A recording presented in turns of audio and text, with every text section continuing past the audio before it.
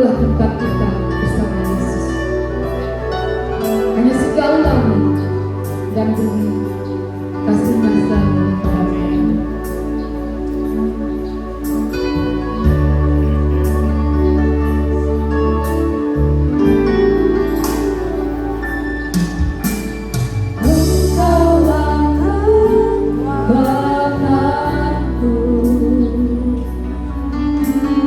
Tempat pelindungan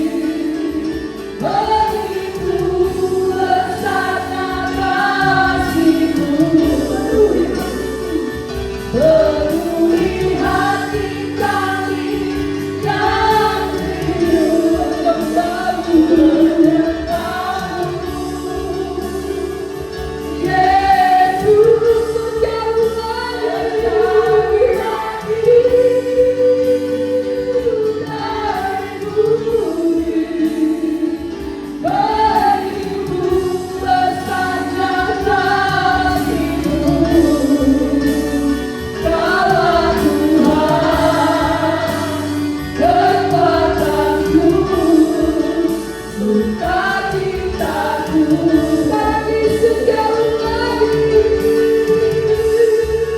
sejauh lagi dari bumi. Begitu besarnya kasih-Mu, peduli hati kami yang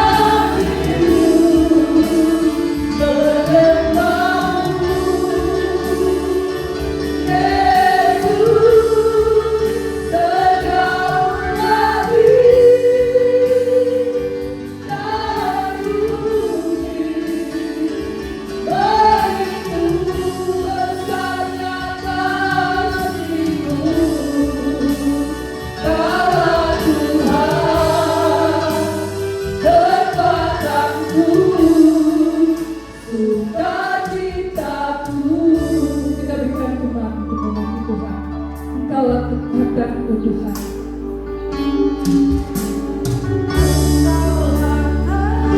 Tuhanku, tempat perlindunganku Tuhan. Saat badai menerpa Tuhan.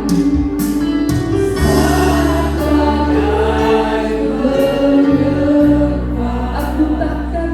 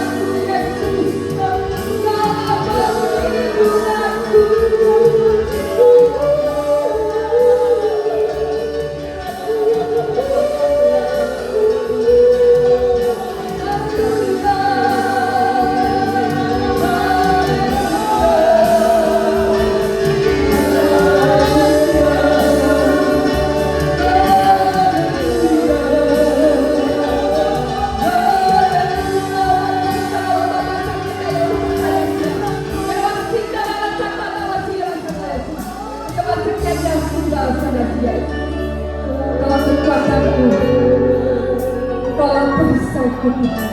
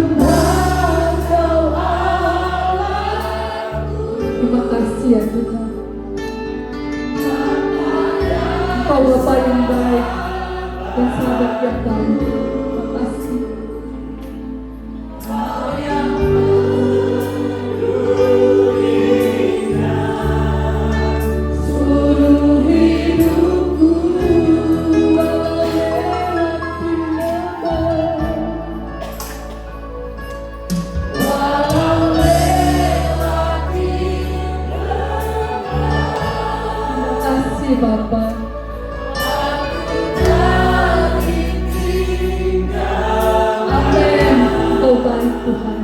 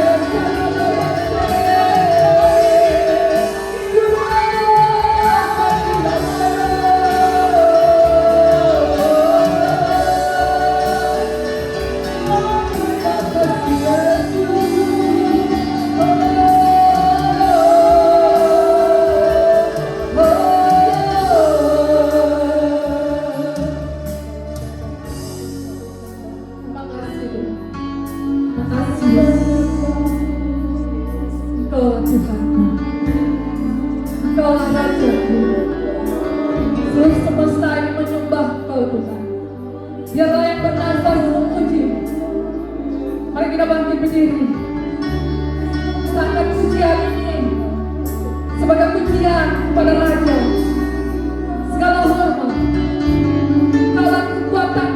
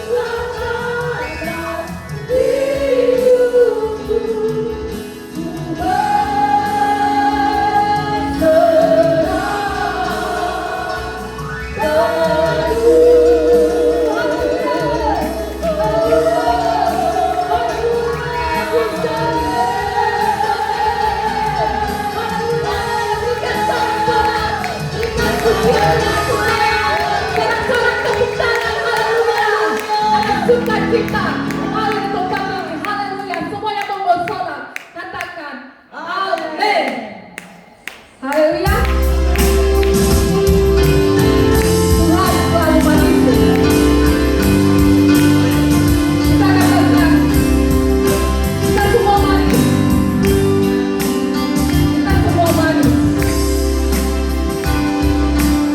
Hanya di dalam Tuhan kita selalu manis. Kita akan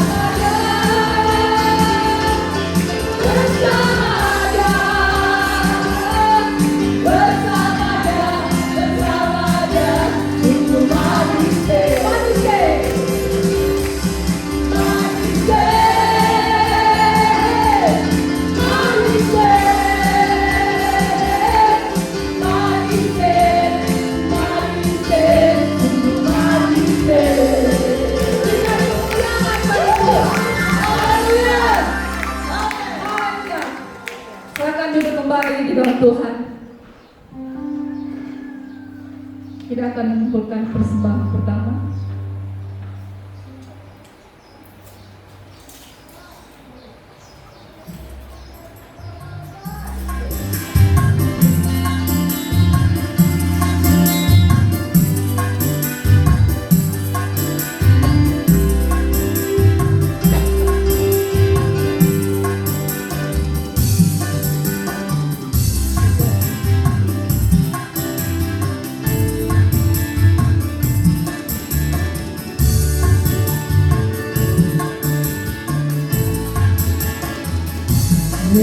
Kasih jiwaku, sungguh percaya padamu, karena kasihmu padaku, kau tebus dosaku.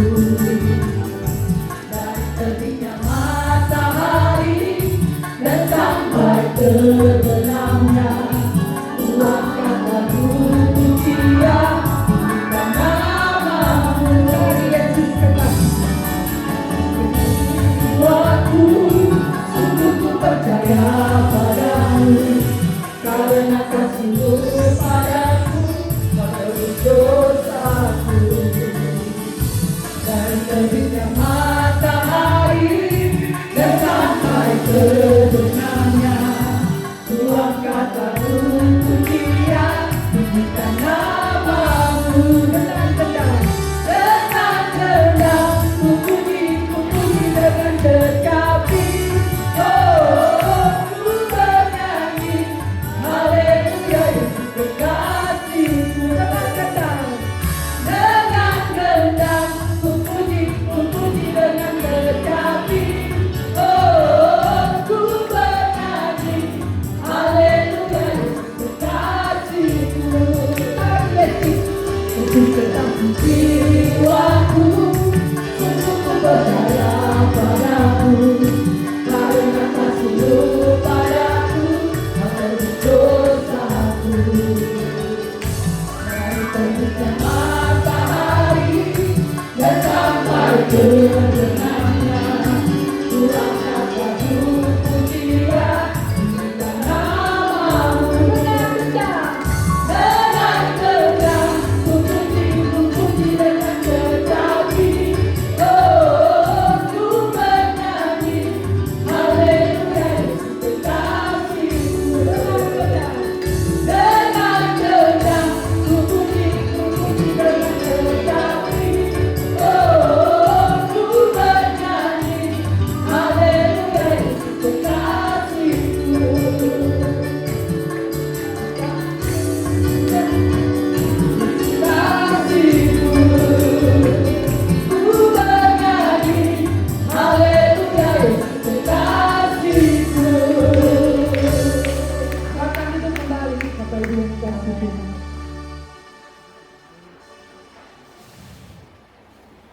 Kita akan menyiapkan yaitu firman Tuhan dan kebenarannya.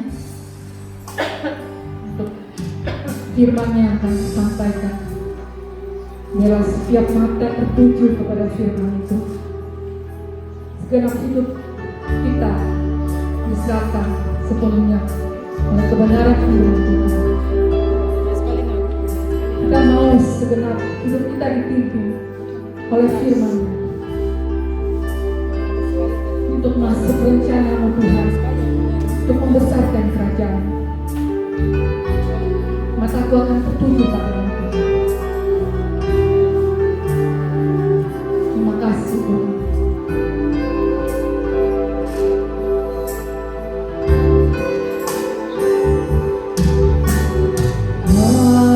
Mataku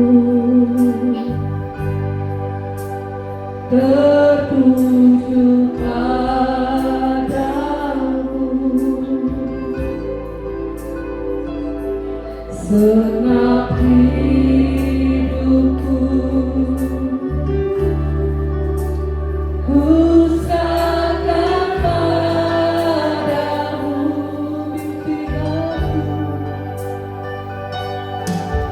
bimbing aku masuk rencana-Mu, untuk membesarkan kerajaan-Mu.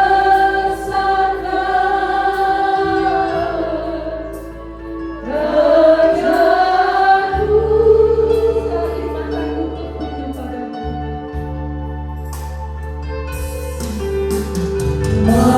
Mataku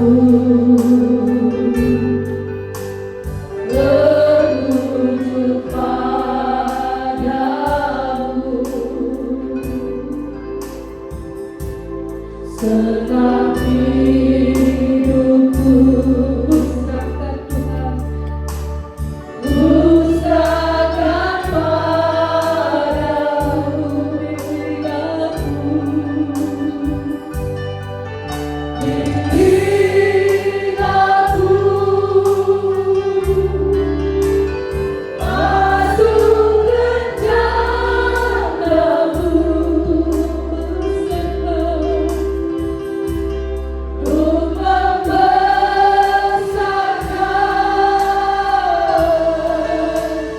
kerajaan-Mu.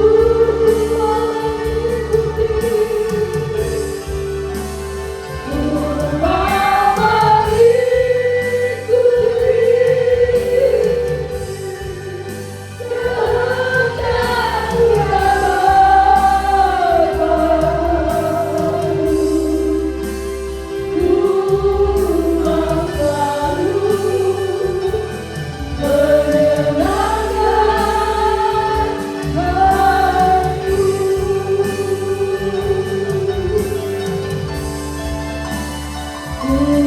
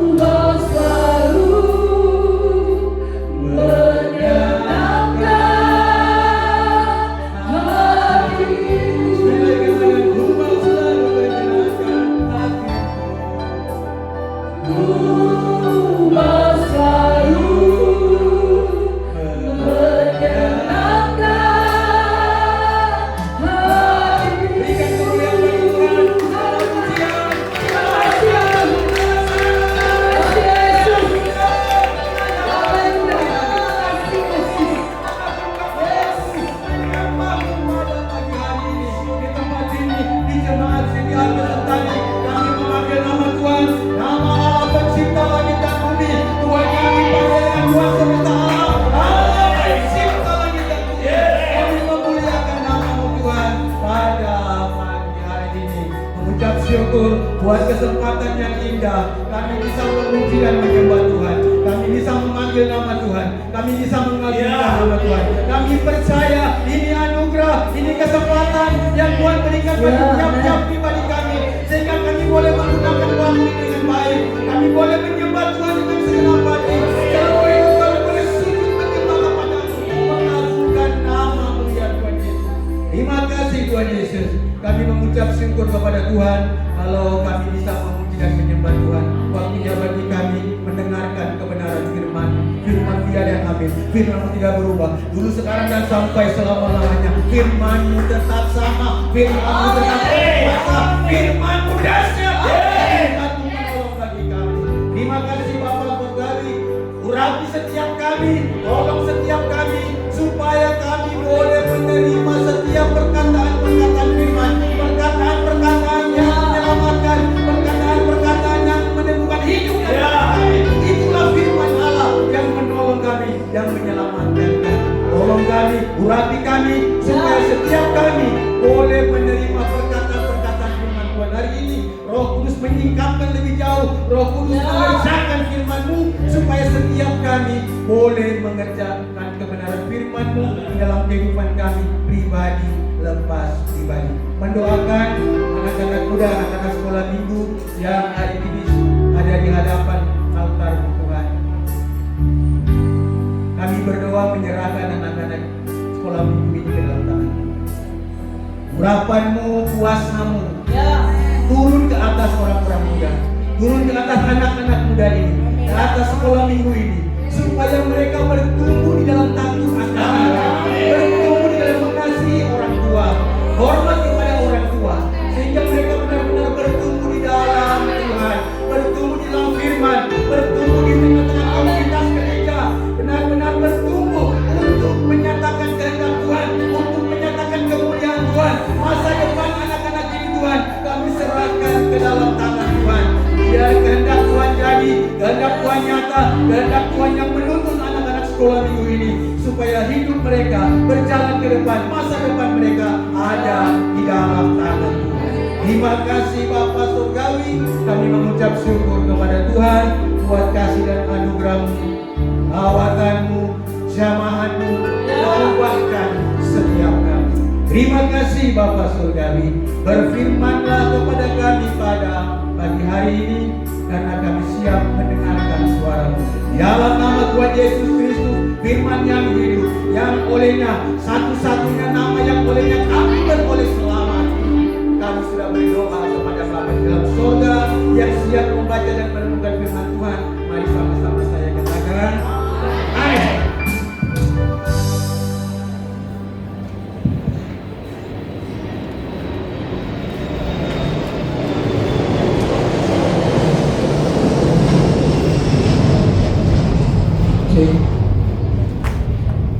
Ya, shalom. Shalom. Saudara senang bisa beribadah kepada Tuhan.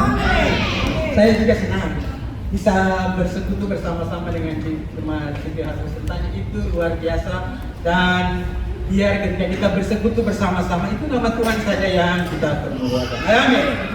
Hari ini saya akan berbicara tentang satu kebenaran firman Tuhan. Boleh dikata sebagai suatu ironi dari sebuah firman. Tetapi ini benar-benar ada di dalam firman Tuhan. Kita baca dulu firman Tuhannya, yaitu dari Injil Matius pasal yang kelima.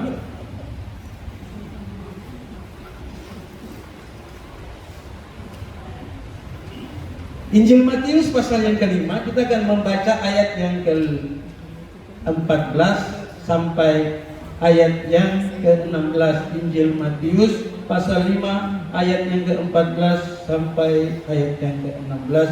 Alkitab yang saya pakai terdapat di halaman 4 Perjanjian Baru.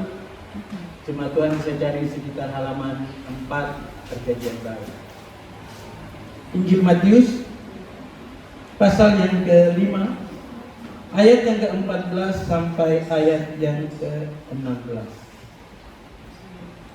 kalau Bapak Ibu saudara-saudari jemaat sudah menemukan baca ini, kita bangkit berdiri bersama-sama. Kita membacakannya dengan suara yang mantap.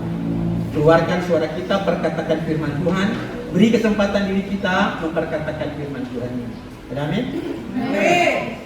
Saya baca perikopnya dan nanti kita baca bersama-sama. Bacaan kita terdapat di dalam perikop TD1, terjemahan baru 1, garam dunia dan terang dunia. Matius pasal 5 ayat 14 sampai 16. 1, 2, 1, 2, 3. Kamu adalah terang dunia. Kota yang terletak di atas gunung tidak mungkin tersembunyi.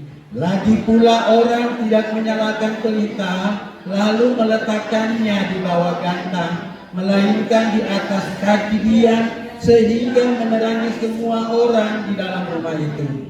Demikianlah hendaknya terangmu bercahaya di depan orang, supaya mereka melihat perbuatanmu yang baik dan memuliakan Bapamu yang di surga. Katakan, silakan. Hari ini saya akan menyampaikan judul firman Tuhan yang itu membuka gantang. Membuka apa? Membuka gantang. Ayat yang kita baca di ayat yang ke-15 yaitu tentang lagi pula orang tidak menyalakan pelita lalu meletakkannya di bawah gantang, melainkan di atas kaki dia, sehingga menerangi semua orang di dalam rumah itu. Ayat tentang terang dunia, mungkin banyak kali kita sudah mendengarkannya, tapi fokus tentang gantang. Gantang yang menutupi hidup seseorang, cahaya hidup seseorang, kehidupan yang seharusnya diperlihatkan ke orang lain, itu ditutupi oleh gantang. Kita akan membahas tentang gantang pada hari ini. Iya. Kalau kita perhatikan dari ayat yang kita baca ini belum jauh dari permulaan khotbah di bukit. Jadi diawali di pasal 3 itu, pasal 3 tentang Yesus berbicara. Penulis Matius ini menyebutkan tentang Yohanes Pembaptis. Yohanes Pembaptis itu menegur orang-orang Farisi dan orang-orang Saduki bahwa hidup mereka itu tidak sesuai dengan kebenaran firman Tuhan. Dan apa yang Yohanes maksudkan, bahwa Yohanes bilang bahwa jangan berkata kamu ini anak-anak Abraham, tetapi Allah dapat menjadikan anak-anak dari batu-batu ini. Jadi anak-anak dari batu-batu ini diciptakan Tuhan untuk menggantikan golongan Saduki dan golongan Farisi. Golongan Saduki, orang Farisi, orang Saduki itu bukan orang asalnya dari Farisi, tetapi golongannya, mazhabnya. Jadi jangan sampai salah mengerti, seperti orang Jawa dari suku Jawa, orang Farisi suku Farisi bukan dari suku Farisi begitu, bukan. Tetapi itu adalah golongan-golongan mazhab dalam Judaisme. Nah, setelah ayat-ayat ini masuk kepada ayat tentang garam dan terang dunia. Lalu kita masuk kepada ayat yang menjadi ironi. Sebenarnya maksud Tuhan Yesus menyampaikan kepada orang Israel seluruhnya pendengar khotbah di bukit bahwa kamu adalah garam dan terang dunia. Kamu adalah garam dan terang dunia. Untuk orang Israel, kenapa orang Israel itu adalah garam dan terang dunia? Karena memang orang Israel itu memiliki suatu paham, suatu pengertian, suatu kebiasaan, yaitu tentang kakidian. Kakidian ini adalah letaknya di dalam bait Allah, di kemah kudus. Jadi orang Israel mengerti ketika berbicara tentang terang Allah, yang mereka mengerti itu tentang kakidian ini. Tentang apa kakidian? Luknon. Kakidian, luknya. Pelitanya, luknon, kalau di bahasa aslinya ya.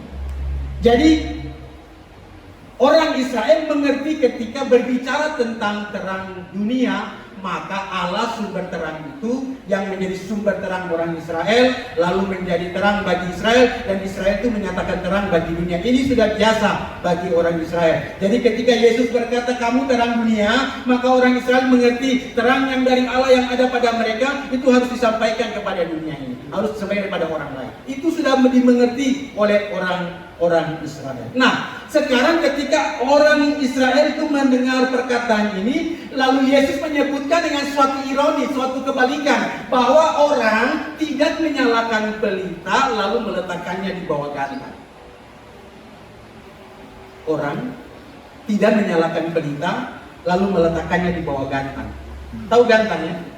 Gantang itu kalau bahasa Indonesianya apa? Alat ukur untuk biji-bijian. Ukurannya sekitar 3 kilo lebih, 3,1 kilo lebih sedikit. Tapi ada sumber lain menyebutkan kalau gantang ini dari bahasa aslinya itu menyebutkan kemudian itu ukurannya 8 sampai 10 kilo. Jadi agak besar.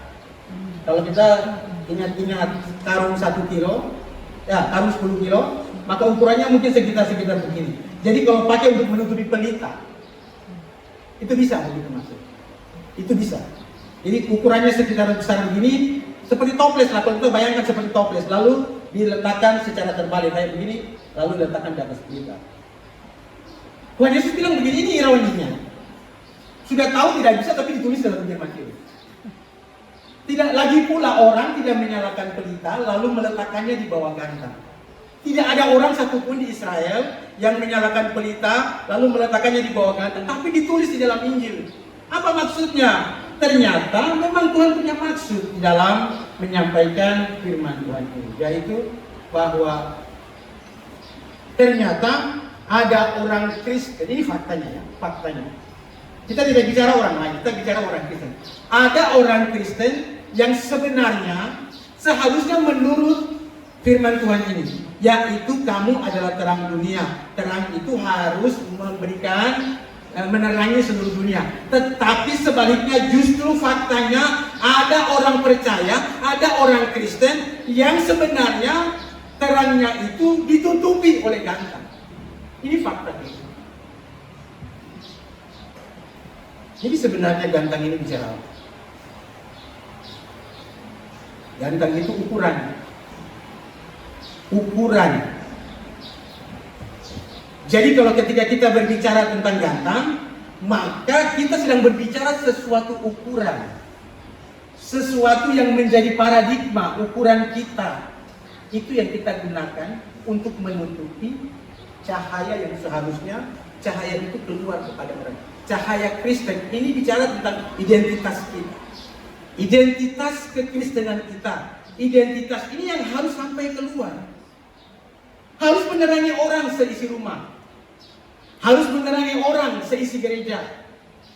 Harus menerangi orang di sekeliling tempat tinggal kita. Ini adalah terang Injil yang harusnya sampai ke orang. Tapi kenapa ditutupi oleh gantang? Siapa yang tutupi? Alkitab tidak bilang apa-apa. Tuhan bilang justru kebalikannya. Lagi pula orang tidak ada satupun yang melakukannya. Kenapa orang Kristen melakukannya? Ini persoalannya.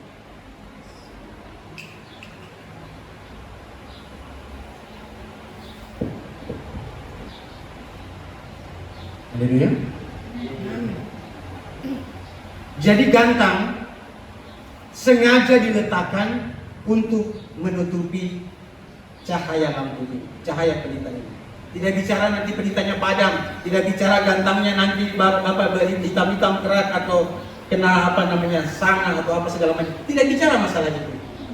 Hanya membicarakan hal yang tidak boleh dilakukan, hal yang pamali. Tetapi ini yang dikerjakan oleh orang Kristen dewasa ini, yaitu menutupi cahayanya dengan gantang. Tadi saya bilang bahwa gantang itu bicara ukuran. Kadang-kadang kita sengaja mengukur orang dengan ukuran yang kita pakai untuk diri kita sendiri. Kita menghakimi orang menurut ukuran yang kita taruh untuk diri kita sendiri. Sehingga apa? Sehingga cahaya yang seharusnya dari kita sampai kepada orang itu tidak bisa sampai kepada orang lain. Orang tidak bisa menangkap cahaya yang seharusnya kita pancarkan dari kehidupan kita. Gantang itu penghambat cahaya kita. Gantang itu penghambat identitas Kristen kita itu bisa dieksplor keluar. Kalau kita perhatikan pelita itu ketika dinyalakan, dibiarkan saja menyala begitu. Betul? Kita hanya memeriksanya, hanya perhatikan jangan-jangan cahayanya kurang bagus. Tidak ada yang mengatur-atur terus pelitanya dipegang jaga sampai besok pagi jaga pelita. Tidak ada. Itu dibiarkan menyala begitu saja. Artinya apa? Ketika identitas Kristen kita sudah dibentuk, karakter Kristen sudah dibentuk, dibiarkan mengalir begitu saja. Jangan dijaga tiap hari dari malam sampai pagi seperti kita jaga pelita. lampu mati, lalu jaga pelita, nyalakan pelita, lalu jaga terus sampai pagi. Tidak, biarkan dia menyala. Sama seperti karakter Kristen kita, identitas Kristen kita, biarkan dia keluar mengalir begitu saja. Tapi kalau ditutupi dengan gantang, ini persoalannya, ini problemnya, sehingga cahaya itu tidak bisa sampai keluar. Jadi kita harus segera menyadari keadaan ini. Gantang itu harus dibukakan dari diri kita. Mungkin kita tidak sadar, atau kita punya paham-paham, kita punya pengertian-pengertian sebelum bertobat. Pengertian ini bisa menjadi gantang, penghambat kita mengasihi orang lain, penghambat kita bisa melayani Tuhan dengan baik. Kita berpikir kalau kita melayani Tuhan, mungkin kita akan mendapat sesuatu yang banyak atau berkat-berkat yang sudah Tuhan sediakan. Kita tidak mau menderita. Ini menjadi gantang bagi kita. Ketika mau menderita, kita tidak siap untuk menderita. Kita mungkin juga berasal dari iman yang berbeda dulu. Itu bisa menjadi gantang. Gantang yang menutupi cahaya. Cahaya yang seharusnya keluar. Identitas baru kita di dalam Tuhan. Identitas baru di dalam Tuhan ini penting untuk disampaikan kepada dunia ini. Firman Tuhan bilang begini, kamu adalah terang dunia. Jadi bukan kamu akan menjadi, tapi kita ini benar-benar adalah terang dunia. Terang dunia ini harus menjalankan fungsinya sebagaimana. Biarkan pelita itu menyala seperti apa adanya. Tetapi persoalannya, sudahkah kita dibentuk menjadi karakter-karakter Kristus, menjadi karakter mempunyai identitas yang benar-benar identitas ilahi, sehingga ketika kita hidup di dalam dunia ini, kita benar-benar memancarkan cahaya Kristus. Ini adalah proses pembentukan karakter Kristen kita ketika kita mulai bertobat. Ketika kita mulai apa? Bertobat. Ayat ini memang ditaruh di bagian depan ketika berdekatan dengan ayat-ayat yang menyinggung tentang pertobatan. Jadi bagaimana seseorang bisa memiliki karakter Kristus, seseorang bisa memiliki identitas Kristen yang baik, yang benar, yang sesuai dengan kebenaran Kristus. Proses menjadi Kristen ini harus benar-benar melalui proses kelahiran kembali dengan benar. Proses apa? Kelahiran kembali. Yohanes pasal 3 ayat 1 sampai sekitar 6 itu. Itu berbicara tentang seseorang harus dilahirkan kembali dari air dan dari roh. Tanpa itu tidak akan melihat apa kerajaan Allah. Jadi orang sesungguhnya itu harus mengalami yang namanya proses kelahiran kembali. Hidup lama harus dimatikan, dikuburkan di dalam air baptisan, dan sekaligus baptisan ini melahirkan kembali seseorang. Jadi tanpa proses kelahiran kembali, seseorang tidak akan menjadi hidup baru. Kita berpikir kita melakukan aktivitas rohani, itu sudah menjadikan kita Kristen. Tidak. Kekristenan yang sejati harus dimulai dari kelahiran kembali. Kita benar-benar harus dilahirkan kembali dari air dan dari roh. Tanpa proses kelahiran kembali kita, maka kita belum menjadi pribadi yang baru. Amin. Amin. Maka proses kelahiran kembali harus kita perhatikan dengan baik, supaya jangan sampai proses kelahiran kembali ini mengalami kendala-kendala. Salah satunya adalah membiarkan gantang itu tetap ada pada kita, tetap menutupi kita, menutupi cara berpikir kita, menutupi gaya hidup kita, menutupi identitas kita, sehingga gantang ini sebenarnya yang berpengaruh dalam hidup kita. Gantang harus dilepas. Gantang harus ditanggalkan dari hidup kita. Persoalannya, kita sadar atau tidak bahwa hidup kita sebenarnya ada gantang yang menutupi kita. Gantang ini menghalangi cahaya supaya cahaya itu bisa dilihat orang. Jadi kita perlu supaya gantang-gantang yang ada pada kita, mungkin itu adat istiadat yang menghambat kita, menutupi kita di dalam gantang. Sehingga mau melakukan kasih Tuhan, mau melakukan firman Tuhan, itu menjadi penghambat bagi kita untuk melakukan firman.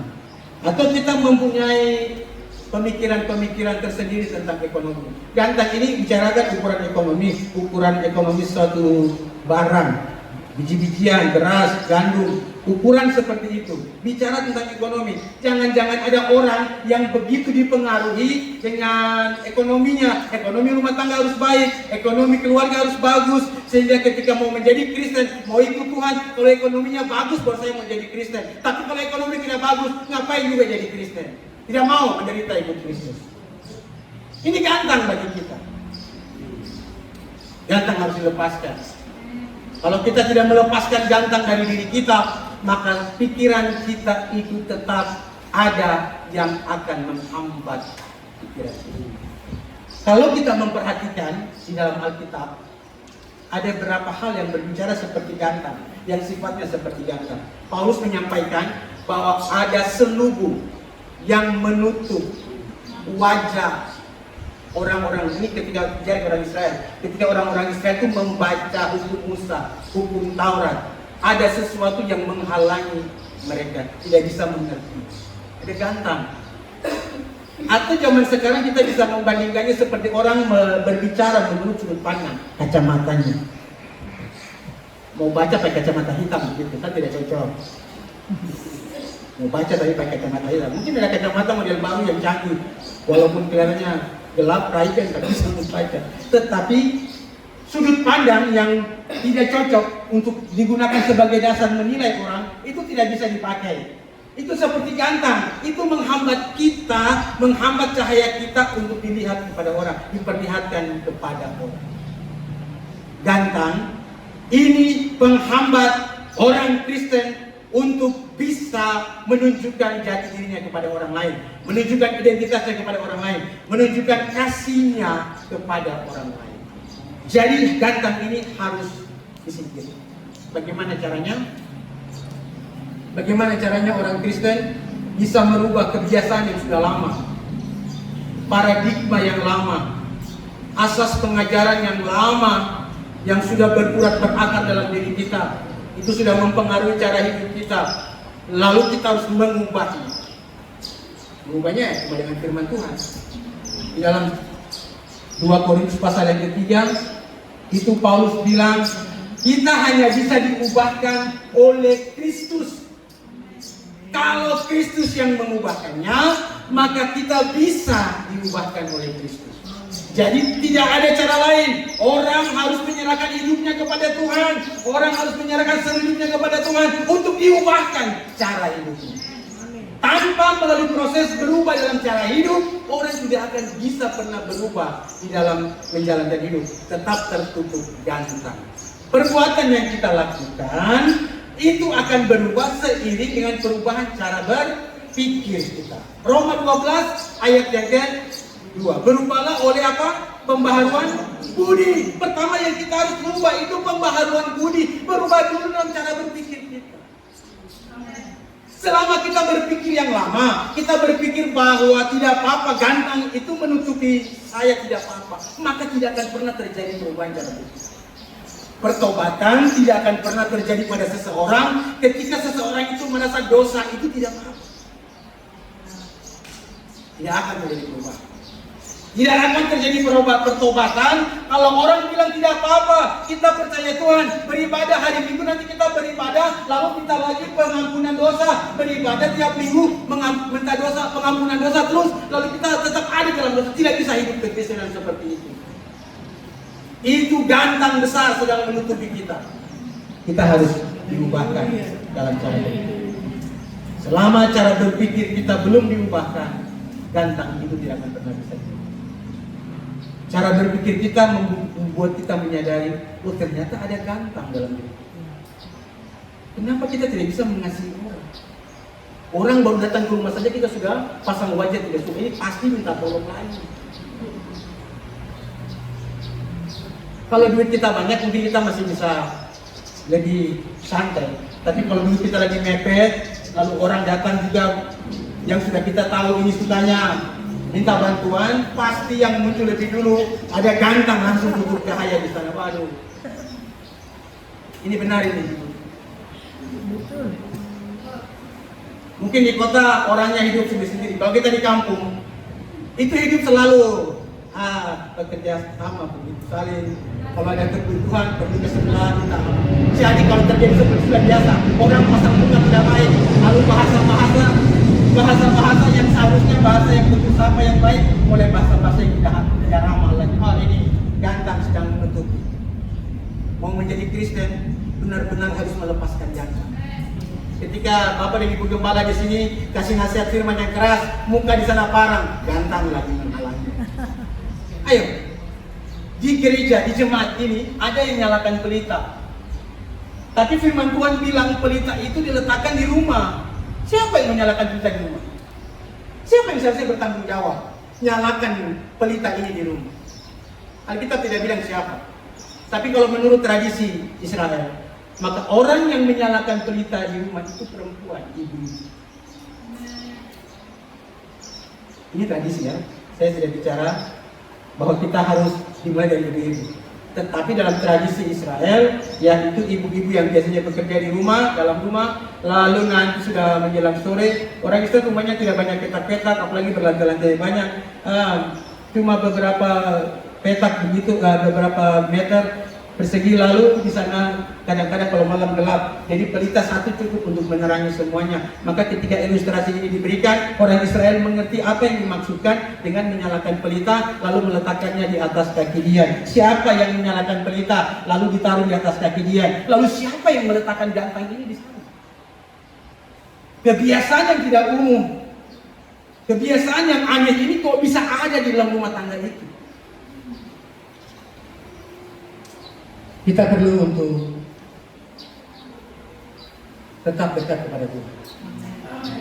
Ketika kita dekat kepada Tuhan, maka penyingkapan Tuhan itu menolong kita untuk membebaskan diri kita dari ikatan-ikatan, dari belenggu-belenggu.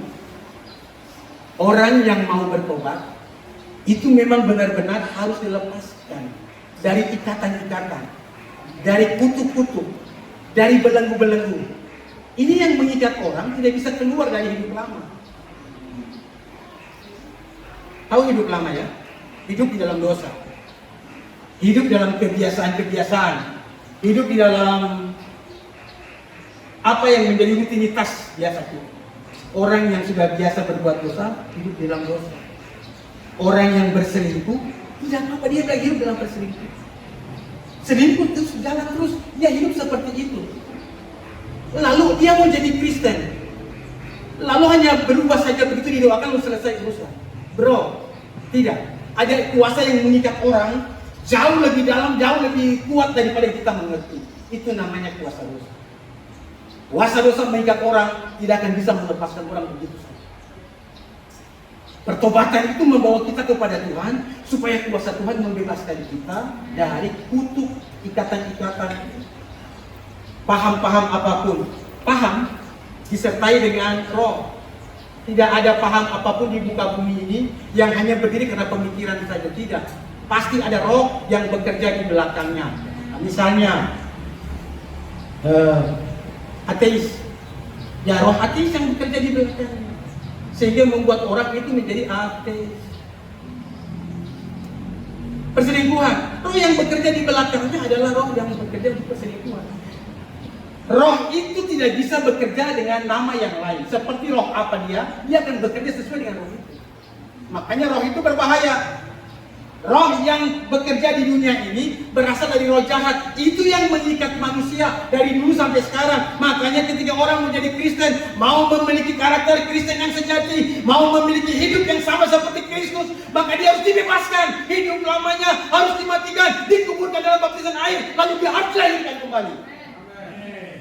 Tanpa proses kelahiran kembali, kita masih terikat, bro. Tidak bisa terlepas, tidak mudah terlepas. Tetapi ketika kita menyerahkan hidup kita kepada Tuhan, maka kita bawa hidup kita kepada Tuhan, maka kuasa Tuhan seperti Kristus mati, dikuburkan, maka kita pun mengikuti teladan itu, dikuburkan. Itu apa baptisannya kan?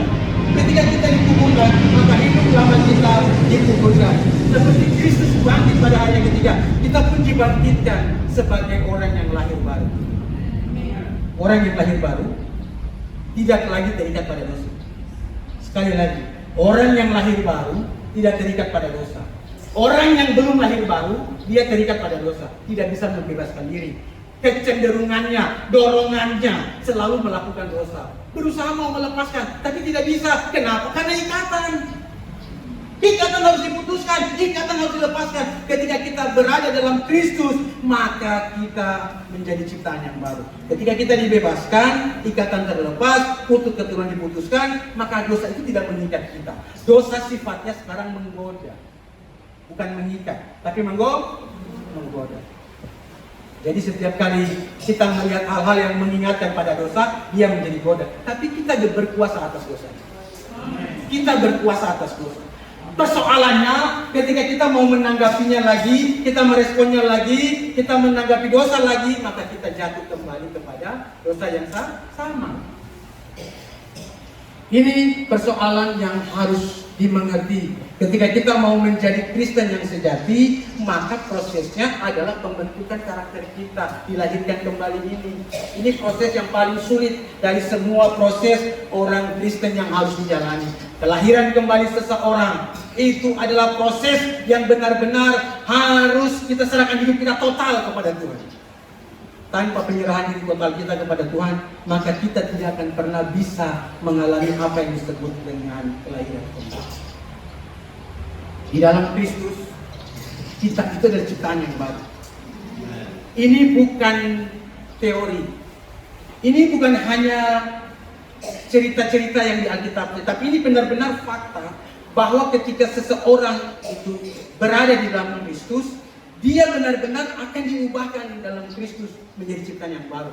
Sama seperti Kristus, kita akan diubahkan dari hari ke hari menjadi serupa dengan Kristus dan gambarannya. Kalau kita menjadi serupa dengan Kristus, maka dari hari ke hari, karakter kita, identitas kita harus menuju kepada Kristus. Bukan sebaliknya, malah kita tutupi dengan jantan. Jangan sampai lihat Kristus. Kalau lihat Kristus, nanti kita ditegur, kita disindir, kita diomelin. Tidak.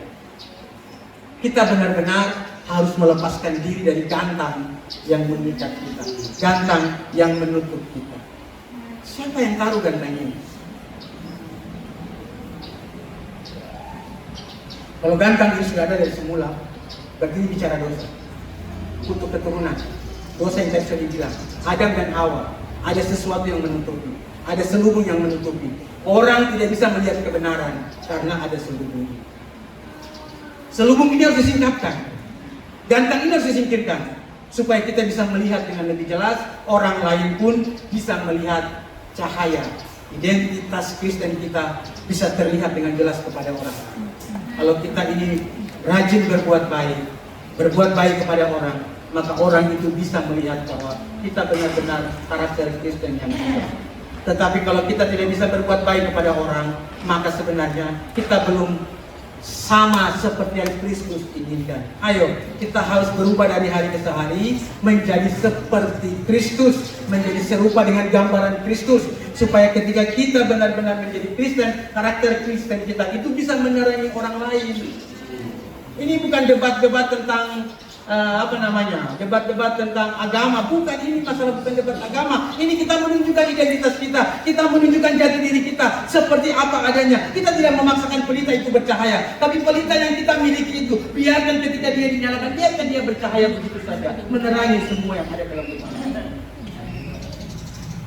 Penting bagi kita bahwa rumah tempat orang itu tinggal seperti yang ada di dalam sini. Lagi pula, orang tidak menyalakan pelita lalu meletakkannya di bawah gantang, melainkan di atas kaki-kakian, sehingga menerangi semua orang di dalam rumah itu. Kita perlu untuk menyalakan pelita ini di dalam rumah masing-masing.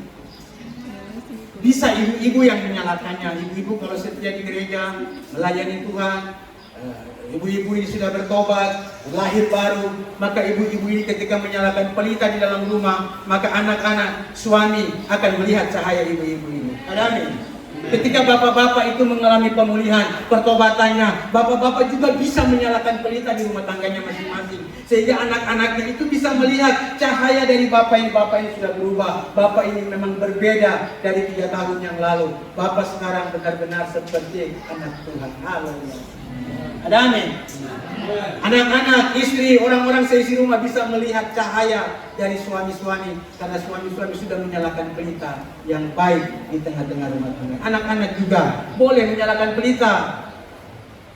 Perempuan di dalam, kalau penyataan Tuhan berbicara tentang perempuan, maka itu bicara tentang jemaat Tuhan. Kalau bicara jemaat Tuhan, bisa laki-laki, bisa perempuan, bisa orang tua, bisa anak-anak, iya kan? Jadi siapa saja boleh menyalakan pelita di dalam rumah. Ketika pelita itu dinyalakan, maka pelita itu adalah pelita yang benar, pelita yang harusnya bisa menerangi seisi rumah. Tetapi ada cahaya yang tidak sampai menerangi seisi rumah. Apa? Itu sisi gelap kita biasanya. Ada orang menyimpan sisi gelap kita.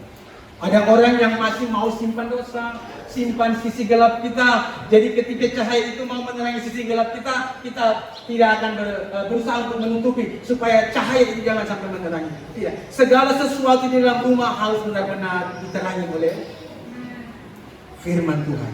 Ketika bapak, ibu, anak-anak atau siapapun yang sudah bertekad menyalakan pelita di tengah-tengah rumah, maka dia harus melakukannya dengan benar. Pelita itu harus ditaruh di atas kaki dia, jangan ditaruh di bawah gantang atau di bawah kolong rumah, tapi harus di atas kaki dia. Jadi kita harus mempersiapkan dengan baik dan meletakkan dengan benar pelita yang mau kita taruh. Jangan asal menyalakan lalu taruh di bawah meja. Ayo kita mengerti baik-baik ilustrasi. Ini perumpamaan parabel ini, yaitu berbicara tentang bagaimana pelita itu kita mau nyalakan dan tempatkan di dalam rumah. Anggaplah itu rumah pribadi kita sendiri. Lalu kita bisa mengerti bagaimana pelita itu mau kita tempatkan di dalam rumah tangga kita, supaya waktu gelap itu bisa cahayanya bisa menerangi seluruh rumah. Supaya orang di dalam rumah itu bisa melihat cahayanya, supaya anak-anak, suami, istri, siapapun dalam rumah itu bisa melihat cahaya. Karakter Kristus kita itu pasti bicara tentang firman. Karakter Kristus kita itu pasti bicara tentang kasih. Karakter Kristus kita itu bisa bicara tentang kebajikan. Kebajikan itu bukan perbuatan baik. Kalau perbuatan baik kita itu orang jahat memberikan roti kepada anaknya, itu perbuatan baik. Penjahat berbuat baik kepada anaknya, anaknya minta roti, dia berikan roti, itu perbuatan baik. Tapi orang Kristen bukan perbuatan baik, kebajikan yang orang Kristen lakukan.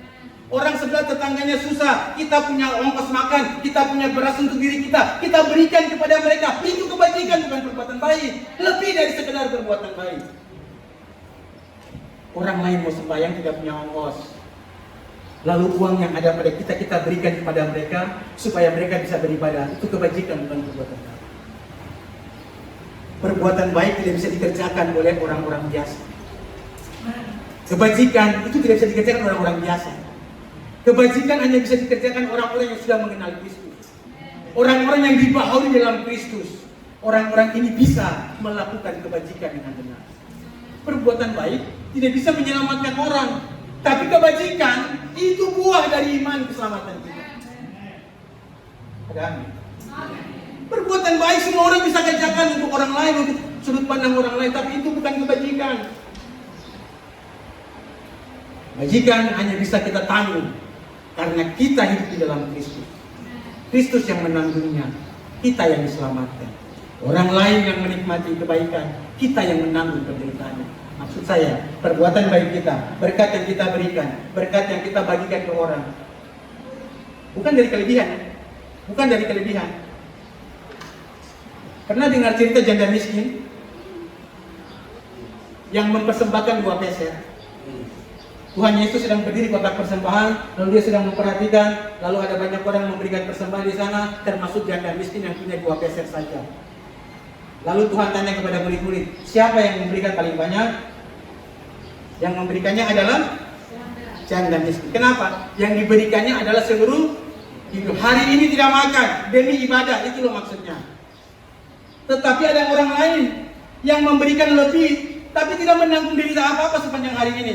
Dia beribadah dengan perut kenyang, dia beribadah dengan menolong orang lain, tapi dia tidak kekurangan apa-apa.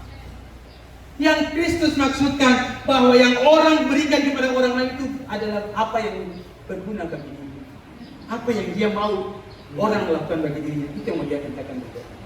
Kalau kita memang benar-benar punya berkat dan kita mau menanggung derita bagi orang lain, kita sedang melakukan kebajikan. Kebajikan itu buah dari iman. Perbuatan baik, orang bisa ajar, siapa saja bisa mengajarkan. Tapi kebajikan itu buah dari iman kekristenan.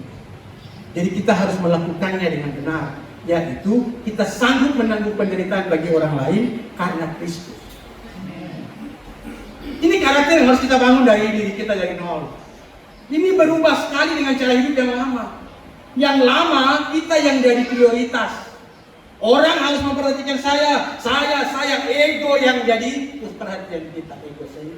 Sayalah pusatnya, orang lain itu hanya mau untuk menopang saya. Orang hanya mau, kalau orang lain tidak cocok sama saya tidak mau bergaul, singkirkan saja dari kehidupan saya. Itu cara hidup yang lama. Orang yang memperhatikan diri sendiri, orang yang hanya mengutamakan diri sendiri. Itu cara hidup yang lama, harus dimatikan, harus dikuburkan dan digantikan dengan cara hidup yang baru.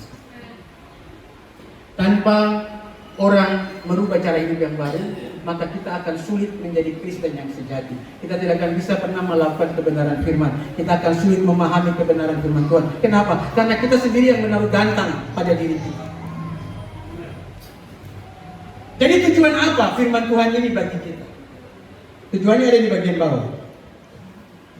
Demikianlah hendaknya terangmu bercahaya di depan orang, supaya mereka melihat perbuatan yang baik dan memuliakan Bapamu yang di surga. Ternyata terang yang dimaksud yang tidak ditutupi gantang itu supaya perbuatan baik kita terlihat kepada orang lain. Tujuannya apa? Supaya Bapa dipermuliakan. Ada banyak orang berbuat baik tapi dengan tujuan supaya dia dipuji. Tujuan mendapatkan imbalan, bagi-bagi uang, bagi-bagi berkat pada waktu nanti pemilihan, berharap supaya mendapatkan suara dari orang-orang yang diberikan duit. Nah, itu seperti begitu. Tetapi yang dimaksudkan dari kebenaran firman Tuhan, cahaya itu adalah perbuatan baik. Perbuatan baik ini lahir dari identitas Kristen tadi yang dimaksud. Kalau identitas Kristen kita lahir benar, proses kelahiran kembali kita benar, maka ini jelas akan melahirkan perbuatan-perbuatan yang baik yang dimuliakan Bapa. Tanpa proses kelahiran ini, tidak bisa memuliakan Bapa dan perbuatan. Kita perlu terus untuk menggali bagian ini, memahami bagian ini, bahwa hidup kekristenan kita benar-benar harus melalui proses di mana hidup kita berubah dari cara hidup yang lama kepada cara hidup yang baru. Cara hidup inilah yang dimaksud dengan bertobat, metanoia, berubah dalam cara hidup. Orang yang berubah dari cara hidup, berubah dari bentuk yang lama, metamorfoste, berubah dari bentuk yang pertama menjadi ke bentuk yang baru, tapi tidak bisa balik lagi ke sana. Berubah dari karakter dosa kepada hidup yang baru dalam Tuhan dan tidak boleh balik lagi ke sana. Metamorfosis. Roma 12 ayat 4. Jadi kalau orang masih balik lagi ke sana, berarti belum mengalami pembaharuan hidup, belum mengalami apa yang disebut dengan pertobatan. Kekristenan kita harus dimulai dengan pertobatan yang sejati. Tanpa pertobatan, maka kita benar-benar belum menjadi Kristen. Ayo, kita baharui kembali. Pertobatan itu bisa dilakukan berulang. Pertobatan dasar kita itu ketika kita pertama kali mengenal Kristus, memang benar-benar itu pertobatan dasar kita. Tetapi setelah kita mengenali Kristus, mungkin kita masih berbuat dosa, kita perlu melakukan pertobatan terus, pertobatan yang berkelanjutan. Ketika kita menyadari sesuatu, kita salah sesuatu, kita melakukan apa yang salah, kita bertobat terus. Kita membaharui diri dari hari ke hari, supaya pertobatan kita itu benar-benar pertobatan yang berkenan kepada Tuhan. Tanpa pertobatan yang sejati yang benar, kita tidak mungkin berkenan kepada Allah. Kenapa? Karena pertobatan itu mengandung unsur iman. Kalau dengan iman, maka orang itu berkenan kepada Allah. Tanpa iman, tidak mungkin seseorang berkenan kepada Allah. Jadi mari kita kerjakan pertobatan kita dengan sungguh-sungguh, dengan benar. Kenapa? Karena kita akan diarahkan untuk membentuk karakter kita, identitas Kristen kita yang baru, sehingga hidup kita di dalam Tuhan adalah hidup yang memuliakan Tuhan. Ada amin? Tuhan Yesus memberkati firman-Nya, bahwa kita yang mungkin menyadari bahwa ada hal-hal yang menghambat kita, gantang ini benar-benar harus disingkirkan. Gantang ini benar-benar harus ditanggalkan. Lepaskanlah gantang, dari diri kita.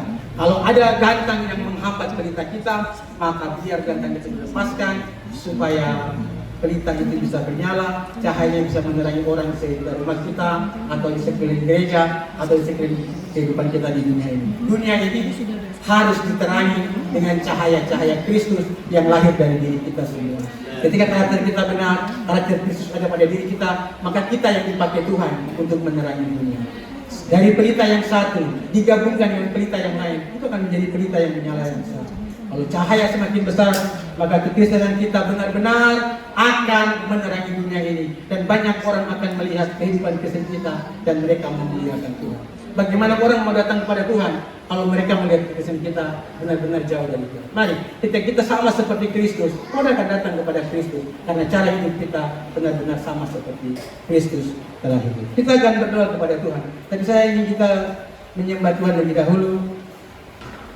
Kita akan menyanyi lagu